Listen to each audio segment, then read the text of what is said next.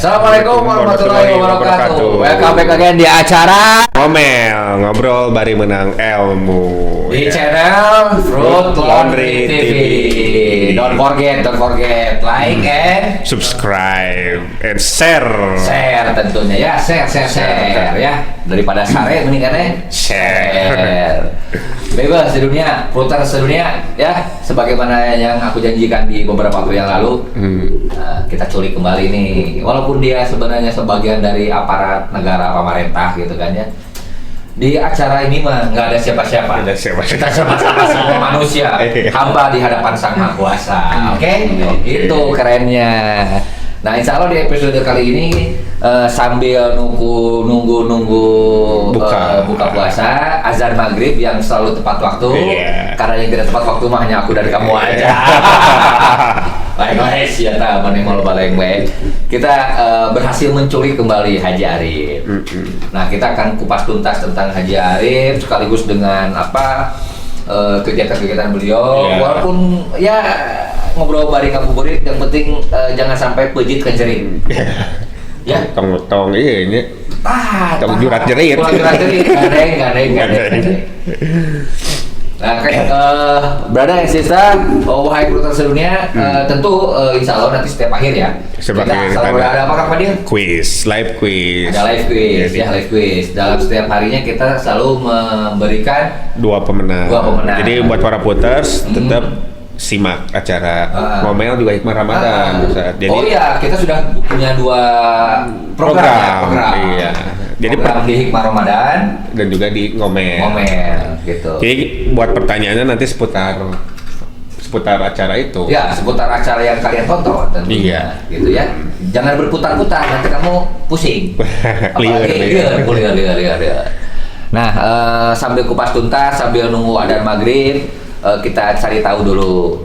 Silahkan kepada Kang Haji Arif untuk memperkenalkan diri, terus kemudian hal-hal apa aja yang tengah Kang Haji ikhtiarkan hingga hari ini. Tema kali ini pemerintah bikin betah. Asik, rock and roll, beba. Siap Ji, Mang Haji. Jadi sambutan lah itu ya. Sambutan aja di baca poin mah. Suka ngejumuan adzan maghrib kurang mendengarkan subuh. Itu saya diajak, orang ngobrol kan gitu. Nah biasanya mah ngobrol kan kayak atuh geus beres isa gitu. Aya kikok duna. Tapi ya udahlah. Enak mana. Dalam posisi apapun kita harus bisa melakukan sesuatu yang produktif, harus produktif. Jadi mungkin saya mau sapa dulu ya. Iya dong. Assalamualaikum warahmatullahi wabarakatuh. Waalaikumsalam warahmatullahi wabarakatuh. Rampes. Puasta Haji Arif Hamid Rahman. Alhamdulillah dipercantan ke masyarakat Kota Bandung dan Cimahi. Bandung Cimahi. Oh, berarti provinsi dong itu mah. Provinsi. Oke. Alhamdulillah dipercaya untuk menjadi wakil di Provinsi Jawa Barat. Kebetulan sekarang aktif di Komisi 1. Komisi 1 teh bidang naon? Bidang pemerintahan. Makanya kan cocok teh mana ge? Pemerintah bikin betah. Lamun pemerintah teu bikin betah, wajib. Jadi pada dasarnya kalau bahasa pemerintah bikin betah sebetulnya tidak bisa mandiri. Oke. Ciptakan pemerintah betah tidak bisa. Oke. Yang dibikin betah itu kita harus ada kolaborasi antara pemerintah dengan masyarakat. Tuh kan anggar balik deui karena obrolan-obrolan kita yang sebelumnya banyak. Kolaborasi adalah kata kunci untuk menjalin silaturahmi. Jadi kalau kita menyudutkan pemerintah di satu sisi saja tanpa kita sadari bahwa kita adalah bagian dari kehidupan bernegara, berbangsa dan bernegara tentunya ya. Tentu ini tidak akan terjadi. Ya betul. Contoh misalkan ketika saya bikin sebuah ruangan yang cukup indah dan baik. Tapi kalau misalkan masyarakatnya pun juga tidak peduli terhadap lingkungan itu, artinya capek gawe teka pake. Kadituna bakal menang di teke. Jadi memang pada dasarnya pemerintah sudah berupaya. Cuman sayangnya barusan dari obrolan ieu teh tidak ada pertanyaan di dewan gawean naon ieu. Nah, eta ada pertanyaan. Soalnya biasanya orang yang nanya itu punya jawaban sendiri. Karena saya enggak punya jawaban sendiri, jadi enggak punya pertanyaan. Jadi memang sekarang itu seolah-olah ada beberapa konten di YouTube juga gitu kan.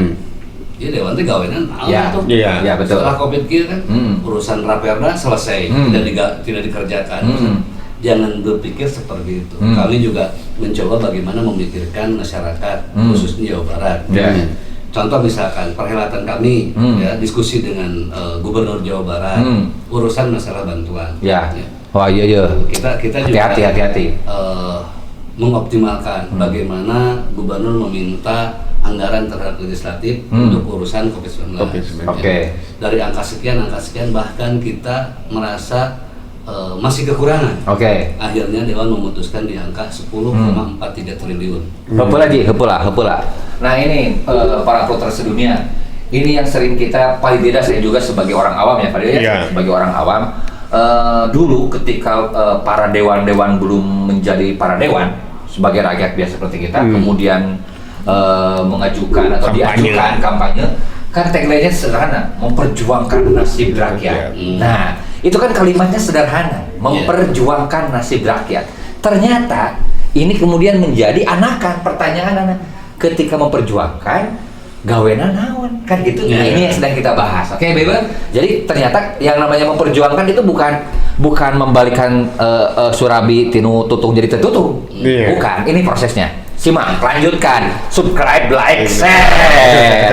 Lanjut Ji. Kadang masyarakat melihat gini, mana Dewan teh? Setelah jadi dan sebagainya. Padahal pada prinsipnya kita kan kinerja kita adalah salah satunya adalah anggaran. Mengelola, mengatur. Bukan mengatur, tapi memang kita jadi gini, prinsipnya. Yang namanya program itu dari eksekutif, dari gubernur. Nah, yang punya program itu gubernur, yang punya program itu wali kota, itu kan ya kayak gitu, bupati dan sebagainya. Jadi yang punya program. Eksekutif itu hanya melihat apakah ini memang kebutuhan ini sesuai, lebih kepada kebutuhan masyarakat, kepentingan masyarakat atau tidak. Nah ini makanya nanti ada istilah mana yang harus jadi prioritas, program prioritas, mana yang ini hanya. Jadi siga wasitnya? Ya sebutnya bukan wasit, kita mengontrol. Tukang kontrol. Jadi lamun overdosis kepentingan sesuatu, prit. Gitu tugasnya. Di samping kita juga menganggarkan, nah, kita juga mengontrol. Nah sekarang ketika ada pertanyaan, terus tugasnya naon atuh aya gaweana. Salah satunya ketika kita sudah menyelesaikan persoalan kegiatan angka, kita sepakati 10,43 triliun untuk bantuan gubernur untuk Copit. Nah, tugas kita tidak cukup di situ. Untuk ngasih ukur ngadil ke. Kita juga cek ke arus bawah. Benar tuh, dipakai tuh, sesuai tuh, gitu kan? Nah, saya lihat misalkan karena jadi gini, dengan keterbatasannya ada PSBB ini, akhirnya Dewan pun juga mengusahakan sesuai dengan wilayah dan dapilnya masing-masing. Kontrolnya. Karena kan legislatif itu ada 120 anggota. Jadi ketika Haji ada di posisi dapilnya Bandung Cimahi, untuk urusan dana bantuan untuk Copit itu jadi karena fokusnya di Bandung Cimahi saja. Walaupun akhirnya kita lebih meluas, itu Bandung Raya saja. Jadi gitu. Tapi lamun Copit mah insya Allah kuriling Jawa Barat, gitulah kurang lebih juga gitu. Pasti seperti itu ya. Karena kita keterbatasan wilayah saja. Jadi mohon difahami ya, voters sedunia ini adalah bagian dari proses perjuangan. Karena sebuah perjuangan tidak akan mungkin terjadi tanpa sebuah proses yang berdarah-darah. Biar bisa menyejarah. Yang penting jangan sampai terjadi penjarahan. Jangan sampai lah. Jadi gini, salah satu tugas kami juga itu bagaimana memberikan rasa tenang, nyaman. Nah ini bikin betah, pemerintah bikin betah tuh ini nih. Sampaikan Ji, lanjut Ji. Ketika kita mendengar bahwa COVID-19 itu bikin resah, sesuatu yang menakutkan. Bikin resah, menakutkan. Ini juga bikin parno jangan terjadi. Makanya kami pernah diskusi, karena saya di wilayah Kota Bandung dan Cimahi, saya juga pernah diskusi dengan camat dan lurah. Pada saat itu tingkat kewilayahan, saya coba diskusi. Saya minta diundang berbarengan diskusi. Nah akhirnya muncul beberapa kesepakatan. Salah satunya ketika ada warga yang merasa dirinya itu ada keluhan, ini tidak bisa langsung ke rumah sakit, jangan. Karena tidak akan terdeteksi. Tapi harus ke puskesmas. Jadi gini nih, bisi nggak keterima sekedar mengulang aja. Bagi saudara-saudara semua, putra sedunia, ketika ada gejala-gejala tertentu, sebagaimana arahan dari pemerintah, biar kita hidupnya bikin betah, jangan langsung ke rumah sakit, ya, tapi langsung ke puskesmas terdekat. Kalau kamu di kecamatan A, datanglah ke puskesmas yang ada kecamatan setempat. Kayak gitu ya. Nanti ada rekomendasi. Rekomend. Di situ apakah memang ini gejala ini bisa masuk kategori positif atau tidak. Ini ada rekomendasi ke rumah sakit yang memang sudah kita siapkan. Ada rumah sakit khusus yang bisa support ke kondisi itu. Nah, cuman memang kita pun juga melihat bagaimana merasakan supaya masyarakat nyaman. Kita diskusi dengan wali kota Bandung, kita diskusi dengan wali kota Cimahi. Itu sebetulnya mereka udah siap. Pada dasarnya pemerintah udah siap. Sebetulnya. Bandung Cimahi udah siap. Walaupun misalkan gini, di kota Bandung itu hanya 2 rumah sakit yang bisa menerima. Rumah sakit mana aja, Ji? Hasan Sadikin dengan Rotin Sulu. Hasan Sadikin dan Rotin Sulu yang di daerah Ciumbuluit. Hanya itu sebetulnya. Yang benar-benar siap untuk menangani COVID ini. Tapi kan faktanya begitu. Enggak, betul gitu. Cuma tapi kita pun juga mencari solusi lain. Ini kalau misalkan korbannya lebih, mau katampung. Bisa mau katampung. Akhirnya disepakati juga dari setiap rumah sakit itu muncul 2 bed. Ada kuota. Pada masing-masing rumah sakit ada kuota untuk para korban COVID. Bahkan saya tawarkan, ya udah, bagaimana kalau kita melihat ada satu wilayah di mana itu satu gedung diperuntukkan saja.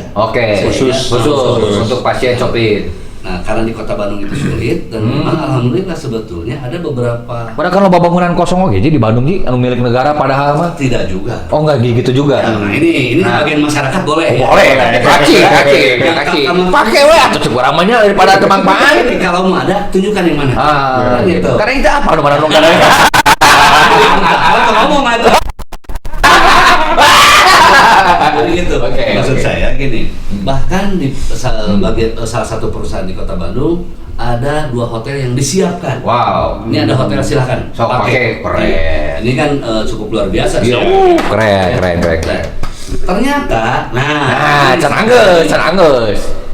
Yang namanya pasien dalam posisi seperti ini itu tidak bisa ditempatkan di tempat seperti keinginan kita. Kayak di hotel itu nggak bisa, karena memang posisinya tidak boleh ada AC, suhu derajatnya harus seperti ini, in ruangannya pun juga harus negatif. Atau nggak set di kana kayak broiler wasean. Jadi memang hanet. Kita udah siap kan, tapi ternyata tidak seperti itu. Dan alhamdulillah kita juga mengusahakan, kita usulkan ada yang namanya BPSDM di Provinsi Jawa Barat. BPSDM salah satu dinas yang memang itu untuk pelatihan. Untuk ruang sumber daya manusia, pelatihan kayak gitu. Dan sekarang itu bisa digunakan. Itu di mana lokasinya? Lokasinya di Cimahi. Tentu itu pun juga tidak bisa sembarangan langsung datang ke sana. Bisa. Ada prosedur yang harus diikuti. Ada rekomendasi dari puskesmas, rumah sakit, dan seterusnya. Dari puskesmas baru ada rujukan. Nanti kalau misalkan di RHS penuh, otomatis merujukan ke sana. Nah, pertanyaannya, informasi ini tuh sudah tembus ke level kecamatan, kelurahan sampai ke RT RW nggak, Ji? Sebetulnya kalau untuk informasi ini sudah ya. Prosedur-prosedur itu sudah disampaikan. Khusus untuk Kota Bandung dan Cimahi itu sudah terinformasikan, terhadap kewilayahan. Bahkan kita udah sepakat yang namanya gugus depan COVID itu tidak boleh mengeluarkan berita yang dia tidak yakin. Ini urusan lagi kemarin. Urusan hoax kade, Mang. Berada kade ulah wani-wani nyeun hoax lah. Ada juga gini, sekelas tingkat dia seorang lurah. Dia menyatakan bahwa ada di sini sudah zona merah dan lain-lain. Akhirnya RW itu merium. Ya. Ada gelisahan. Saya panggil. Diskusi dengan salah satu lurah. Untuk membuktikan itu. Ternyata kan ini juga akhirnya kita sepakati, udah, yang namanya kita sebagai gugus depan, salah satu tugas kita adalah bagaimana masyarakat tidak merasa stres. Jadi walaupun kita mau bersikap preventif, tetap harus hati-hati, harus baik prosedur. Termasuk ke seluruh lah ke masyarakat. Ya, betul. Kalau kira-kiranya tidak yakin, janganlah nge-share ke yang lain. Karena apa? yang namanya nge-share ke tempat lain, ke orang lain, belum tentu efeknya. Orang itu apakah dia mau menerima dengan baik atau justru jadi ngilu gober. Nah, itu jadi bahaya juga. Bahaya. Jadi ulah susah share lah. Kalau mau nge-share mah cukup share acara ini aja. Ya, jangan usah share. Ini mah nggak ada hok-hokan, nggak ada di sini mah. Jadi memang yang sangat terpenting masyarakat pun juga jangan terlalu takut, jangan terlalu jangan takut berlebih ya. Sedikit janganlah. Walaupun memang ada aturan-aturan ketika misalnya ini kemarin muncul Kota Bandung PSBB sudah selesai. Sebetulnya kalau ditanyakan, emang ada hasilnya? Tentu ada. Ya. Adanya gimana? Ya mungkin kalau misalkan pemirsa ingin melihat data itu simple. Ke dinas kesehatan aja itu datanya ada. Iya, di dinas kesehatan ada. Bahkan sekarang di setiap aplikasi smartphone yang kita punya itu sudah muncul. Pengen informasi tentang Copi segala macam itu udah muncul. Tinggal klik. Yang penting kuota. Contoh misalkan Kota Bandung ya. Misalkan di Kota Bandung.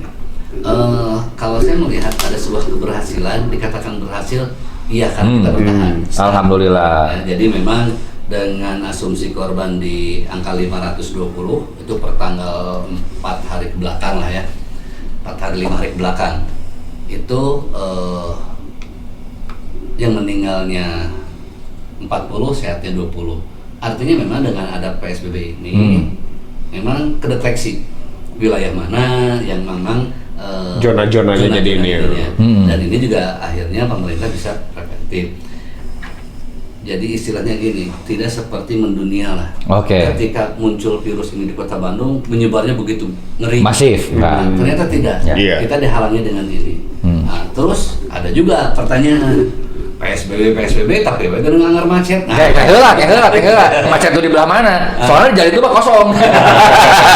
Ada pengalihan, Mang, ada pengalihan. Itu yang mengakibatkan gara-gara di sini ada pengalihan, kali mengpet. Sederhana itu sebenarnya. Soalnya kalau dibiarkan KB sepi kayaknya sebenarnya. Dan itu coba tolong difahami secara positif tentunya ya. Bahwa ini hanya bagian dari ikhtiar yang kita lakukan. Kenapa? Hari ikhtiar teh naon pangapa dia? Cik cenah pada naon ikhtiar teh. Kita kan pemerintah teh berusaha bikin betah. Salah satu caranya dengan berikhtiar. Ikhtiar teh apa? Berusaha karena ikhtiar itu kan diantaranya ada faham yang memahami bahwa ikhtiar itu dari kata khair, kebaikan. Memilih mana yang terbaik. Nah, yang dimaksud dengan ikhtiar di sini artinya kan pemerintah dengan segenap kemampuannya dan sangat-sangat berharap tentunya respon dan sikap dari masyarakat biar apa yang dibayangkan tentang ikhtiar kebaikan untuk kebaikan masyarakat itu benar-benar terjadi ketika ini loh keputusannya. Ini bukan hasil mikir sapeting dua peuting. Hasil mikir saurangan dua sirah, dua tilu sirah. Yuk alot obrolanana. Jadi bisa pahami yang harus dipikirkan. Kita tidak memikirkan saja masyarakat. Terkadang diri kita tidak terpikir. Nah, eta sacrifice di sini ada. Tapi ada pengorbanan. Kadang di masyarakat, nah cenah eta we cenah pejabat anu diperiksana. Urang tuh. Seperti itu. Ya memang kita dalam posisi riskan sebetulnya. Ya, beberapa teman, beberapa sahabat pun juga sudah dikatakan positif dan walaupun alhamdulillah ada yang sudah sembuh, ada yang masih dalam perawatan gitu kan, ada yang mudah-mudahan sing enggak sarehat. Jadi pada dasarnya memang jangan terlalu gimana ya, dengan situasi ini jangan kalau memang ini kira-kira bakal memperkeruh janganlah. Udah. Jadi kalau dapat informasi yang bikin gak asik lebih baik tabayun kepada yang bersangkutan. Jangan banyak prasangka, nanti hidup bisa seperti di dalam neraka. Jadi memang saya juga berharap gitu ya ke masyarakat. Insya Allah ini akan berjalan dengan baik. Nah, kemarin saya informasi ada juga surat edaran. Mohon maaf, mohon maaf nih saya pemirsa berbicara hanya berkutat di Kota Bandung dan Cimahi. Karena memang itu walaupun ini di wilayah provinsi. Hanya gara-gara situasi kondisi aja, Mas. Khusus Covid ini saya hanya mendapatkan informasi di sini. Kenapa? Karena memang tugas saya ada di wilayah ini. Jadi kemarin ada muncul edaran dari Wali Kota Bandung untuk menyempurnakan, membiasakan sholat Id yang akan kita hadapi itu seperti biasa. Artinya ada sebuah keyakinan. Harapan. Kahayang masih ganu biasa. Tapi ini pun juga tolong jangan dijas. Bahwa ini adalah kaci. Ada kemarin teh wali kota. Ini kan hanya harapan sebuah wali kota untuk memberi semangat kepada masyarakat. Semangat. Gitu kan? Ayo kita lawan Covid bareng-bareng. Gitu. Ngebangun harapan. Sehingga nanti ke depan pas sholat Id kita bisa berbarengan di lapangan. Gitu. Pak Haji yang jadi apa sih yang jadi awal dari crowded dari jadi apa ya? Jadi parano itu kan dari informasi. Ya, betul. Dari informasi kebanyakan emang informasi itu ya sekarang tuh segala tuh disambungkan sama segala rupa teh dilakukan karena Covid we. Rek raheut seutik bawa ke rumah sakit Covid. Buduk seutik Covid. Romeheun Covid. Jangan gitu oge atuh mah. Aduh aing mah. Ini buat informasi yang hoax tentang Covid itu kan itu sangat meresahkan. Itu ada sanksinya nggak sih? Jadi gini, bicara itu mah nanti masuknya ke ITT mungkin ya. Ayo apa? Hukum IT ya. Jadi gini, di hukum IT juga ada aturan. Ada aturan. Kalau tidak ada pelapor tentu tidak. Tidak ada. Hanya teguran saja. Ya. Tapi gini lah, di provinsi itu ada dinas kominfo. Berarti itu beda lagi ini. Ya, gitu. di dinas kominfo pun juga di situ ada cybernya. Ini saya terakhir diskusi dengan Diskominfo itu rapat kerja dengan Diskominfo. Berita hoax itu ada di sekitaran 6.000 lebih. Di Kota Bandung gue teh? Enggak, se-Jawa Barat. Se-Jawa Barat. 6.000 tuh. 6.000 lebih. Artinya mana pada posisi bulan puasa. Yang sudah terdeteksi, yang sudah kalau bahasa tadi itu apa? Tabayun itu udah ada beberapa yang terselesaikan. Tapi ya memang ada juga yang masih bergulir. Digoreng digoreng dulu. Kasihan juga gini, kasihan terhadap keluarga yang memang itu ada kecelakaan di jalan. Contoh misalkan gini, kecelakaan di jalan, ya banyak kasus. Tidak mau ditolong. Karena itu seolah-olah dihubungkan dengan COVID. Sehingga korban itu ditelantarkan. Termasuk dengan pihak kepolisian. Karena ada protapnya, ada SOP juga. Dia tidak bisa menolong begitu seperti biasa. Ada SOP yang lain. Harus ada SOP yang lain. Nah ini salah satu diskusi saya dengan Keminfo, Polda Jabar pun juga sama. Itu sudah diperintahkan. Jadi bagi lantas yang di lapangan tidak bisa jangan sembarangan. Nah ini pun juga jadi beban buat kita. Iya dong. Kumaha lamun orang naik motor lagu. Prosedurnya 10 gitu kabur pae. Ini yang memang kadang mengkhawatirkan. Jadi sekali lagi tolonglah ke masyarakat. Di satu sisi keluarga korban pun juga akhirnya jadi seolah-olah korban. Da orang melain kopi tapi nah tuh bisa kopet tahun gitu. Ini yang jadi persoalan. Ini masyarakat pun juga jangan menganggap bahwa ketika orang dinyatakan positif itu penyakit yang aib, janganlah. Karena belum tentu ada yang mati pun bukan gara-gara copet, tapi gara-gara penyakit yang lain. Ini harus kita sadari saja. Contoh misalkan gini, pengalaman pribadi gitunya. Oh iya, dengar-dengar ini putar sedunia. Ini teh, jadi saya baca informasi ini ternyata beliau juga termasuk pernah terlibat di satu kegiatan di daerah tertentu hingga akhirnya dipanggil dan kemudian dikarantina selama 14 hari. Nah, gimana ceritanya Kak Ji? Gimana ceritanya? Jadi gini. Ya artinya selama ini saya bisa interaksi gitu kan. Ini tenang naon gitu. Yang penting ada kesadaran. Ketika memang wajar ya manusiawi ketika saya divonis sebagai ODP manusiawi. Gebog. Mending ditembak laku awewe ieu mah itu. Kadang yang saya pikirkan itu ada keluarga. Ada kerabat gitu yang dekat-dekatnya. Itu kayak di teror we meureunnya. Jadi kesan gini, baiklah urang mah tapi kan ini yang di belakang. Tapi ya itu kembali bahwa ketika muncul kesadaran, saya harus periksa. Ada muncul kesadaran. Karena saya pernah berhubungan dengan yang positif. Yang positif. Ya. Kadang yang positif hamil, lain.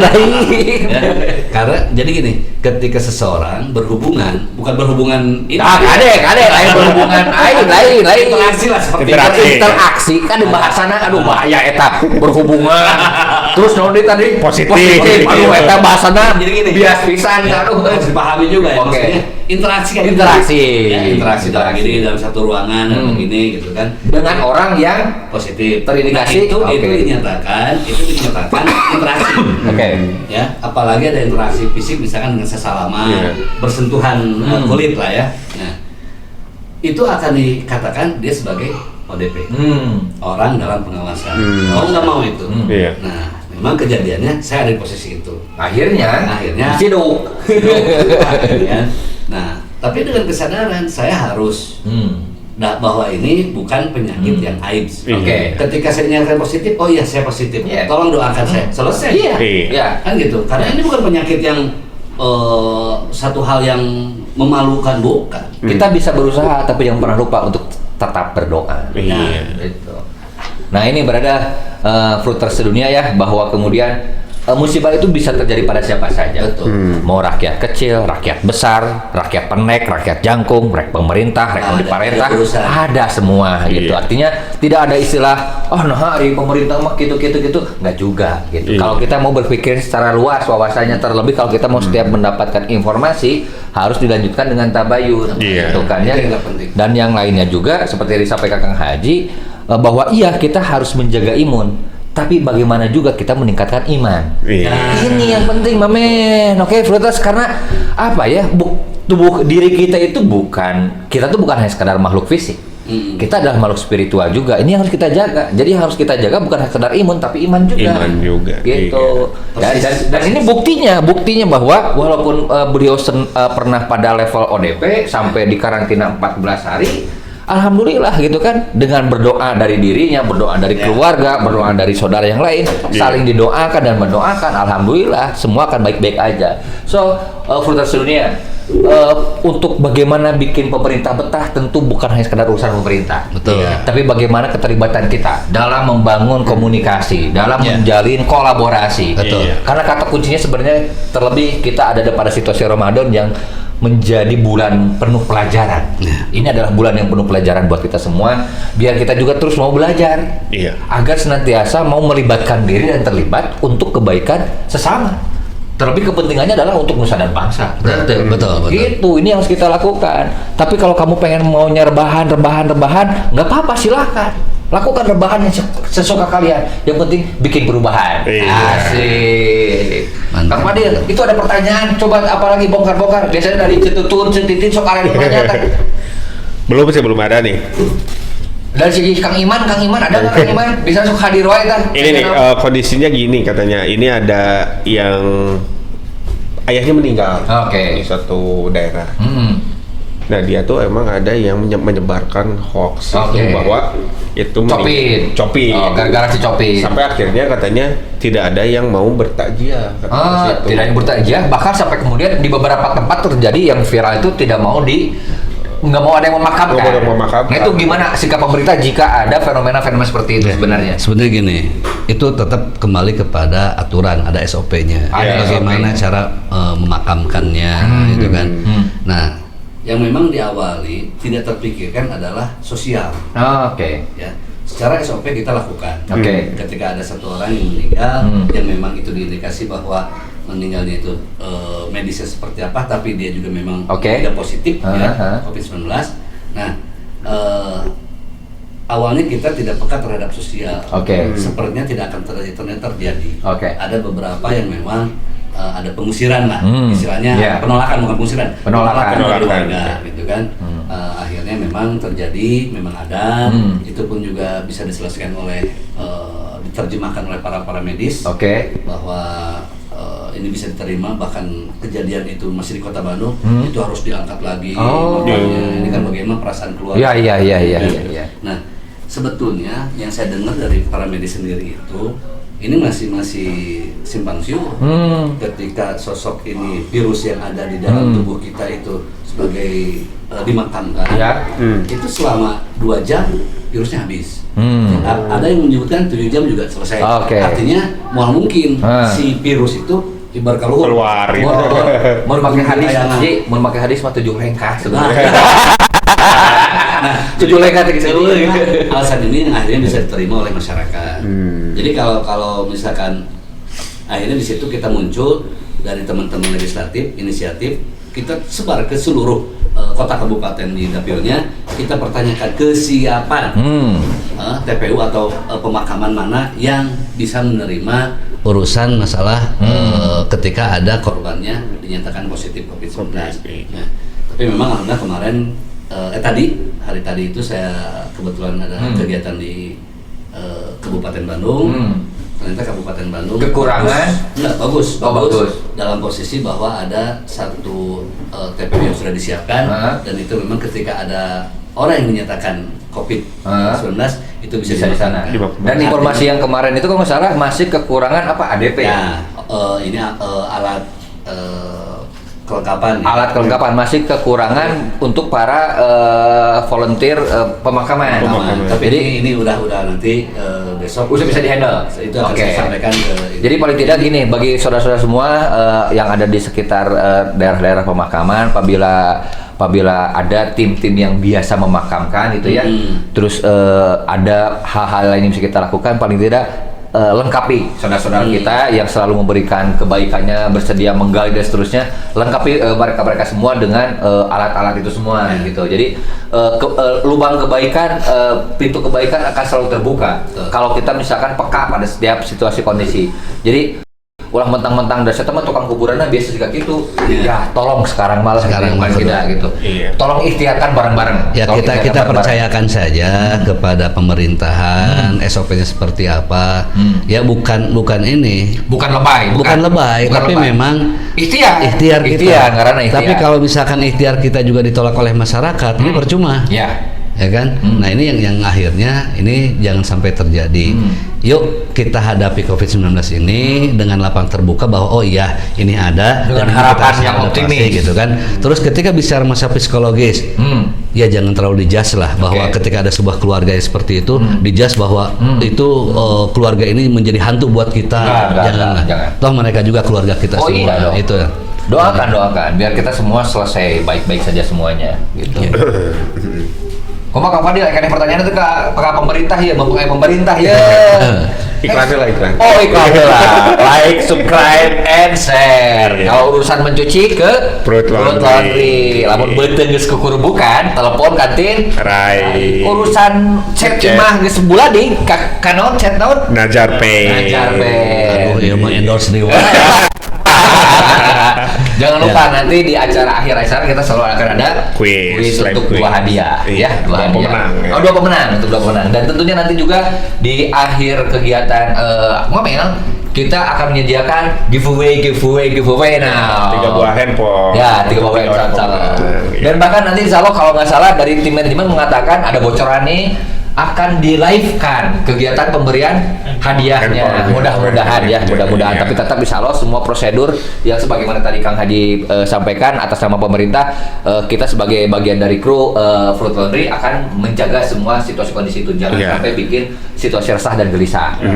Pada intinya dari informasi ya. Informasinya tong nyebarkan hoax lah nggak usah. Kita juga jangan terlalu meyakini gitu kan, ketika ada berita itu apalagi misalnya di grup gitu kan, grup WhatsApp itu langsung diterima, dicerna dengan bahkan dengan caci maki. Wah, oke. Anu menyalahkan ya.